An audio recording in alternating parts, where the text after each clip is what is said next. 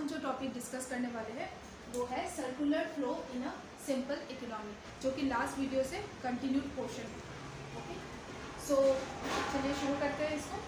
So circular flow in a simple economy और two sector economy, जैसे कि मैंने पहले ही बोला था कि 4 सेक्टर्स होते हैं, उसमें से एज पर your syllabus you need only 2 sectors. So हम बेसिकली 2 सेक्टर्स के ऊपर ही ये पूरा का पूरा स्टडी करेंगे। So as it is written in the topic simple economy, तो सिंपल इकोनॉमी का एक्चुअली मतलब क्या होता है? सिंपल इकोनॉमी मतलब यही होता है यहाँ पे कोई गवर्नमेंट और फॉरेन सेक्टर नहीं होगा। ओके, सो सिंपल इकोनॉमी में हम बेसिकली हाउस होल्ड सेक्टर और फर्म सेक्टर को लेके ही स्टडी करेंगे। That is it is the simplest form of closed economy. So what is meant by a closed economy? Any kind of economy which has no relation with other countries. हम दूसरे country से relation कैसे बना के रखते हैं? दूसरे country से हम एक्सपोर्ट्स करते हैं एंड इम्पोर्ट्स करते हैं। We export goods to other countries, we import goods from them. Okay, so through the trading system, that means through exports and imports, we maintain relation with other countries. But जब हम closed economy समझते हैं या फिर ऐसा एक economy जब हम स्टडी करते हैं, ऐसा जो इकोनॉमी होता है वो क्लोज्ड इकोनॉमी होता है। मतलब कि इस वाले इकोनॉमी में कोई गवर्नमेंट और फॉरेन सेक्टर नहीं होगा, मतलब कोई ट्रेडिंग रिलेशंस नहीं होगा, no relation with the rest of the world. Rest of the world से हमारा क्या रिलेशन होता है? रेस्ट ऑफ द वर्ल्ड से हमारा ट्रेडिंग रिलेशन होता है, एक्सपोर्ट एंड इम्पोर्ट के थ्रू रिलेशन होता है। बट जब हम क्लोज्ड इकोनॉमी पढ़ेंगे there would be no relation with the rest of the world. That means यहाँ पे जब हम इकोनॉमी स्टडी करेंगे हम यहाँ पे कोई एक्सपोर्ट का सीन नहीं लेंगे, कोई इम्पोर्ट का सीन नहीं लेंगे। There will also be no role of government, government का भी यहाँ पे कोई रोल नहीं होगा। Okay, so it is a simplest form of closed economy. Closed economy का मतलब क्या हुआ कि no relation with the rest of the world. So no relation का मतलब बेसिकली ये होता है कि ट्रेडिंग रिलेशंस नहीं है। Okay, there is no trading relations, there is no trading relations. Okay, so ये वाला सेक्टर हम स्टडी करेंगे अभी। ये टॉपिक को स्टार्ट करने से पहले there are certain assumptions regarding this particular topic. Assumptions मतलब क्या होता है? एजम्पशंस मतलब कुछ ऐसा चीज़ जो मतलब हम लोग कंसिडर करते हैं कि ये होगा तो ही मतलब ये पूरा का पूरा जो इकोनॉमी हम लोग एक्सप्लेन करेंगे आगे तो इसका कोई वैलिडिटी होगा। So what are the assumptions in this particular theory? First assumption is that we will be considering only 2 sectors. 4 sector की जगह हम सिर्फ 2 ही सेक्टर में स्टडी करेंगे। 2 सेक्टर क्या क्या हो जाएगा हमारा? एक हो जाएगा फर्म्स, एक हो जाएगा हाउस होल्ड्स। सो हम सिर्फ फर्म्स और हाउस होल्ड्स के बेसिस पे ही स्टडी करेंगे। दूसरा क्या एजम्पशंस है? देखो, households provide factor services only to firms. मतलब ये क्या होगा कि हम लोगों ने 2 ही सेक्टर कंसिडर किया है, एक तो हो गया फर्म्स, नेक्स्ट हो गया हाउस होल्ड। सो हाउस होल्ड्स जो होगा वो अपना फैक्टर सर्विसेज सिर्फ फर्म्स को ही प्रोवाइड करेगा। ओके, ये एक एजम्पशन है। हाउस होल्ड से क्यों फैक्टर सर्विसेज प्रोवाइड करेगा फर्म्स को? मैंने अपने पिछले वीडियो में एक्सप्लेन किया था कि like households are the owners of the factors of production. हमारा 4 फैक्टर्स ऑफ प्रोडक्शन होता है, लैंड, लेबर, कैपिटल, ऑर्गेनाइजेशन। तो इसके वजह से हाउस होल्ड्स जो है अपना फैक्टर सर्विसेज, कोई भी सर्विस हो, अपना लैंड दे दे या फिर लेबर की तरह काम करे, कोई भी सर्विस हो, तो हाउस होल्ड्स जो होता है वो अपना जो फैक्टर सर्विसेज होता है वो सिर्फ फर्म्स को प्रोवाइड करता है। ओके, ये सेकेंड एजम्पशन है। कन्वर्सली क्या है? फर्म्स भी जो है वो अपना फैक्टर सर्विसेज किससे हायर करता है? Only from house holds. Okay, firms को अगर काम करने के लिए आदमी चाहिए होता है या फिर लैंड चाहिए होता है तो वो किससे हायर करता है? ये सारा सर्विस ये सिर्फ हाउस होल्ड से ही हायर करते हैं। ओके, सो सेकेंड एजम्पशन क्या हो गया कि हाउस होल्ड्स जो अपना सर्विस होगा, सर्विस किसी भी तरीके से हो सकता है, जैसे कि हम लैंड दे सकते हैं तो हम रेंट अर्न कर लेंगे, अगर हम लेबर की तरह काम करेंगे तो हमको वेजेस मिल जाएगा, अगर हम कैपिटल दे सकते हैं तो we will earn interest, and if we can be a part of the organisation we can earn profit also. तो किसी भी तरीके से फैक्टर सर्विसेज दे रहा हो हाउस होल्ड्स वो सिर्फ फर्म्स को ही देगा, दूसरा किसी को नहीं देगा। ओके, एंड फर्म्स जो होता है उसको भी अगर कोई भी हेल्प चाहिए होगा, जैसे कि लैंड चाहिए या फिर कुछ लेबर्स चाहिए, वो सिर्फ किससे हायर करेगा? हाउस होल्ड से हायर करेगा। So this is our second assumption. Third assumption में जाते हैं। Firms produce goods and services and sell to households. Firms जो होता है वो जो भी गुड्स एंड सर्विसेज प्रोड्यूस करेगा, ठीक है, ड्यूरिंग द प्रोडक्शन प्रोसेस वो उसने कुछ प्रोडक्ट्स बनाया, कुछ सर्विसेज किया, तो जो भी गुड्स एंड सर्विसेज वो प्रोड्यूस करेगा वो सिर्फ हाउस होल्ड्स को ही सेल करेगा। ओके, सो वो सिर्फ हाउस होल्ड्स को ही सेल करेगा। सो firms will sell all their goods and services only to households. Okay, और सिर्फ हाउसहोल्ड्स को ही क्यों सेल करेगा? बिकॉज यहाँ पे हमने कंसिडर करके ही रखा है कि दो ही सेक्टर में स्टडी करेंगे, तो फर्म्स किसको सेल करेगा? डेफिनेटली हाउसहोल्ड्स को सेल करेगा. तो in this way the third point comes out to be firms produce goods and services and they will sell the goods and services only to households. Fourth वाला क्या exemption है? Households receive factored income and spends the entire amount on the purchase of goods and services. मतलब क्या होता है कि पहले ही हमने कि सेकंड एग्जाम्पशन में क्या बोला था कि हाउसहोल्ड्स जो है वो फर्म्स के लिए काम करता है, मतलब अपना सर्विस जो है वो किसको देता है? वो फर्म्स को देता है. फ्री में थोड़ी देता होगा, इसके बदले में पैसा भी तो देता होगा. सो लाइक हाउसहोल्ड्स जो है वो फर्म्स के लिए काम करते हैं. तो when they work for them households receive certain kind of factor income. कुछ ना कुछ तो इनकम मिलता ही होगा उसको. अगर सपोज हाउसहोल्ड ने एक लैंड दे दिया, मेरे पास बहुत लैंड है, मैंने लैंड दे दिया, तो मुझे क्या इनकम मिल जाएगा? रेंट मिल जाएगा. मैं सपोज लेबर की तरह काम कर रही हूँ फर्म्स के अंडर में, तो मुझे वेजेस मिल जाएगा. कुछ ना कुछ फैक्टर्ड इनकम तो डेफिनेटली हाउसहोल्ड्स अर्न करेंगे.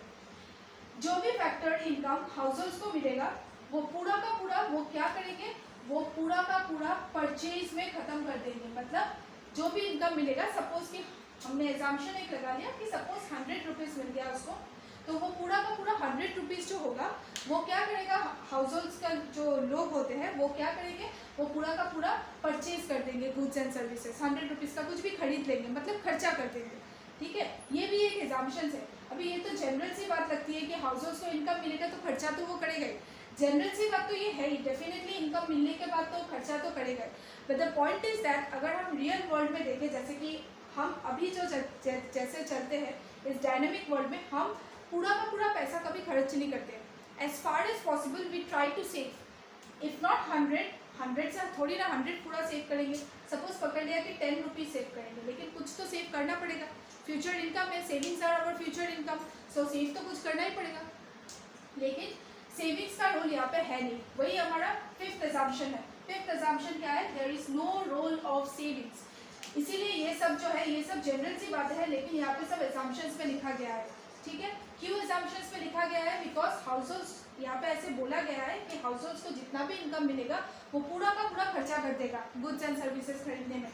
लेकिन हमेशा ऐसा होता नहीं है. हम रियल वर्ल्ड में देखते हैं कि people do save a certain portion of their income, but यहाँ पे सेविंग्स का कोई रोल नहीं होगा. तो इसीलिए ये फिफ्थ एग्जाम्पशन में आ जाता है कि there will be no savings. अभी सेविंग्स दोनों तरफ से होता है. जैसे कि हाउसहोल्ड्स भी सेव करते हैं, हमको इनकम मिलता है तो हम भी ट्राई करते हैं कि कुछ ना कुछ सेविंग कर ले. सिमिलरली फर्म्स भी सेव करते हैं. फर्म्स कैसे सेव करते हैं? Firms save from their profits. जो भी प्रॉफिट वो लोग अर्न करते हैं ना, तो वो हम आगे चल के मैक्रो इकोनॉमिक्स में और भी चैप्टर्स है उसमें हम पढ़ेंगे कि फर्म्स का भी प्रॉफिट का एक पोर्शन वो लोग सेव कर लेते हैं, जिसको हम बोलते हैं अनडिस्ट्रीब्यूटेड प्रॉफिट्स. तो ये सब रियल वर्ल्ड में होता है. लेकिन ये इस वाले एक्सप्लेनेशन में जब हम समझेंगे ना पूरा कंसेप्ट को, तो तब हम लोग ये कंसिडर करेंगे कि there is no savings in the economy. मतलब हाउसहोल्ड्स भी सेव नहीं करते हैं, on the other hand firms भी यहाँ पे अपना प्रॉफिट से कुछ भी सेव नहीं करते. हाउसहोल्ड्स को जितना मिला वो खर्चा कर दिया, फर्म्स को जितना प्रॉफिट मिला सपोज वो प्रोडक्शन पे लगा दिया, उसने कुछ भी सेव नहीं किया. ठीक है, तो ये हो गया हमारा 5 एग्जाम्पशंस. इसको अब हम डायग्रामेटिकली समझेंगे कि डायग्रामेटिकली कौन किसको क्या सर्विसेज प्रोवाइड करता है, कहाँ से इनकम कहाँ जाता है, तो ये सब हम आगे पढ़ेंगे. तो अब हम डायग्रामेटिक एक्सप्लेनेशन में आ जाता है कि कैसे क्या होगा. ओके, यहाँ पे हम दो ही सेक्टर कंसिडर कर रहे हैं. एक हो गया फर्म्स और एक हो गया हमारा हाउसहोल्ड्स. तो अब हम देखेंगे कि फर्म्स और हाउसहोल्ड्स में कैसे एक दूसरे में सर्विसेज और मनी का फ्लो होता है. ये वाला जो कंसेप्ट है वो मैंने पिछले वीडियो में भी समझाया था कि मनी फ्लो और रियल फ्लो से थोड़ा बहुत मिलता है. ओके, एक्चुअली वही है, रियल फ्लो और मनी फ्लो ही है, जिसको सिर्फ कंबाइन करके दिया है. ओके, सो पहला क्या काम होता है? पहला ये काम होता है कि फर्म्स जो होता है वो सर्विस हायर करता है. मतलब फर्म्स को प्रोडक्शन स्टार्ट करने के लिए उसको लैंड चाहिए होगा, उसको लेबर चाहिए होगा, उसको कैपिटल चाहिए, उसको ऑर्गेनाइजेशन चाहिए. ओके, सो ये 4 फैक्टर्स ऑफ प्रोडक्शन वो किससे हायर करेगा? Firms hire factor services only from households. So वो हाउसहोल्ड्स के पास चला जाएगा. ओके, हाउसहोल्ड से अपना सर्विसेज हायर करने के लिए चला जाएगा. तो हाउसहोल्ड्स के तरफ से फर्स्ट मूव होता है. हाउसहोल्ड से फर्स्ट फैक्टर सर्विसेज कहाँ पे जाता है? फर्म्स. सर्विसेज बहुत तरीके के हो सकते हैं. आप अपना लैंड दे सकते हो, you can work as a labour, you can give your capital and you can be a part of the organization also. So services तो चारों तरफ से मतलब 4 फैक्टर्स ऑफ प्रोडक्शन है। किसी भी फॉर्म में हाउस होल्ड्स जो होते हैं वो फर्म्स को सर्विस प्रोवाइड करते हैं। सो ये हो गया फर्स्ट मूव। ओके, सो पहला मूव कौन लेता है? House holds. हाउस होल्ड्स जो होता है वो फैक्टर सर्विसेज प्रोवाइड करता है।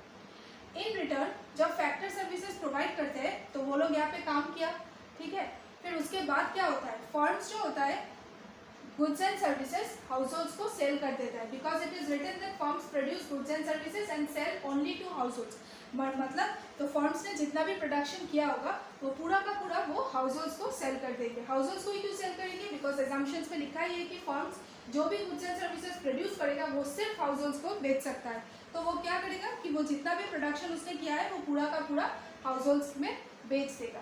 ओके, सो आपको क्या ध्यान रखना है कि एरोमा कहाँ से कहाँ जा रहा है। जैसे कि हाउस होल्ड से निकल के सर्विसेज पहले फर्म्स की तरफ आया तो एरोमा कैसे हो गया, लेफ्ट टू राइट हो गया, ठीक है। फिर फर्म्स से निकल के गुड्स एंड सर्विसेज जो है वो हाउस होल्ड्स की तरफ जा रहा है, सो फिर वो राइट टू लेफ्ट हो गया। ओके, देन अभी क्या होता है, अभी अगर हम मनी को कंसिडर करें तो सिर्फ सर्विसेज देना और गुड्स एंड सर्विसेज लेना ऐसा ही तो नहीं होता है, बार्टर सिस्टम तो नहीं है, मनी का भी यहाँ पे रोल है। तो मनी का रोल हम कैसे दिखाएंगे? जैसे कि हाउस होल्ड्स ने बहुत सारा काम कर लिया फर्म्स के लिए, प्रोडक्शन बना लिया, सब कुछ हो गया। अभी नेक्स्ट स्टेप जो होगा वो क्या होगा, फर्म्स पेमेंट्स करेंगे हाउस होल्ड्स को, ठीक है। इसने जो अपना सर्विसेज दिया है फर्म्स को, लैंड दिया हो, लेबर हो, कैपिटल हो, ऑर्गेनाइजेशन हो, कुछ भी हो, ठीक है, जो भी सर्विसेज इसने प्रोवाइड किया है तो उसके हिसाब से उसको पेमेंट मिलेगा। सपोज मैंने अपना लैंड दिया था तो मुझे रेंट मिल जाएगा। ओके, लैंड का भाड़ा मिल जाएगा जो होता है लैंड रेंट। फिर अगर मैं एज अ लेबर काम कर रही थी so I get wages and salaries.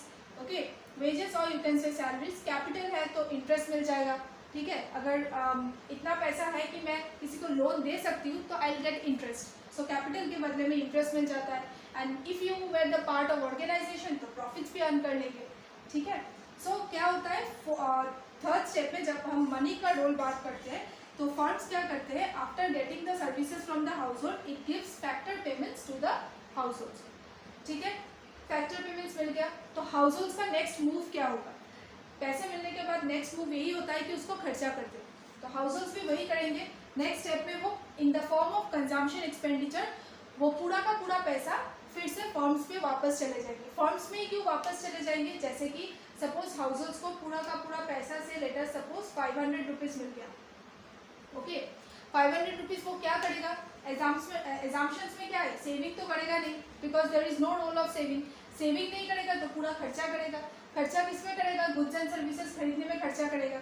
तो वो जो गुड्स एंड सर्विसेज खरीदने में जो खर्चा करता है that satisfy the households. मतलब किसी को कुछ प्रोडक्ट चाहिए, उसने खरीद लिया, वो सेटिस्फाई हो गया, तो वो जो खर्चा होगा उसको हम बोलते हैं consumption expenditure. Okay, consumption expenditure वो पूरा का पूरा 500 रुपीज़ जो है वो हाउस होल्ड्स ने खर्चा कर दिया। तो पैसा अगर वो उसने गुड्स एंड सर्विसेज खरीद लिया मार्केट से तो पैसा फिर से किसके पास वापस चला गया? फर्म्स के पास वापस चला गया। तो क्या हुआ यहाँ पे, हम क्या देखते हैं इस पूरे फ्लो में, क्या देखते हैं कि सर्विसेज एक तरफ से आता है, दूसरी तरफ से घूम के उसी के पास चला जाता है। जैसे कि सर्विसेज पहले फर्म्स के पास गया, ठीक है, तो फर्म्स ने क्या किया, फर्म्स को भी रिटर्न में कुछ करना होता है, वो जो होता है वो पूरा का पूरा प्रोडक्शन मार्केट के थ्रू वो हाउस होल्ड्स तक प्रोवाइड कर देता है, ठीक है। हाउस होल्ड्स ने इतना मेहनत करके फर्म्स में काम किया है तो इन रिटर्न इसको क्या मिलता है, फर्म से पेमेंट मिल जाता है। कुछ भी पेमेंट हो, रेंट हो, वेजेस हो, इंटरेस्ट हो, प्रॉफिट हो, पेमेंट मिल जाता है। पेमेंट मिलने के बाद नेक्स्ट मूव हाउस होल्ड का होता है कि पेमेंट मिल गया, सेविंग तो करना नहीं है, सेविंग करते हैं जनरली, बट हम यहाँ पे कंसिडर करेंगे कि यहाँ पे कोई सेविंग नहीं होगा।